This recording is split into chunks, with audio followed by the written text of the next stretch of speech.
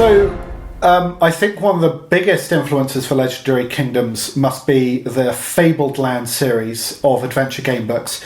They were the first ones to have a huge world and divide it into different books. So one country is one book, another country is another. You could take a single character on a venture through that world, and the world remembers what you do. So I think that's probably, if it has a spiritual successor, Legendary Kingdoms' successor would be, the Fabled Lands. It's also very strongly influenced by the Sorcery books by Steve Jackson. Sorcery was a series of fighting fantasy books where the story began in book 1 and carried on in 2 and 3 and 4, and it had sort of like an epic legendary quest. It was, for all intents and purposes, the Lord of the Rings for fantasy game books. And Legendary Kingdoms is a lot of that because there is secretly a special super quest right at the end of your game. If you get very, very powerful and very knowledgeable, you might discover that there's a secret conspiracy to, that threatens the world.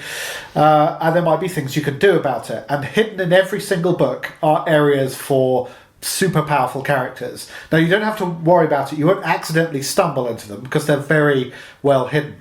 But yeah, Sorcery kind of gave me that idea of there needs to be a crescendo, there needs to be an end to your adventures, if you want there to be.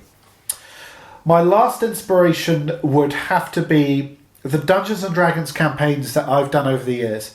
So as I said, I've been DMing since I've been 9 years old, and I've very craftily taken most of those campaigns and put them into Legendary Kingdoms. So book 1 was a campaign that I did in the very early 2000s. Book 2 actually is a campaign I'm running now that hasn't finished. But I've put an ending in for you.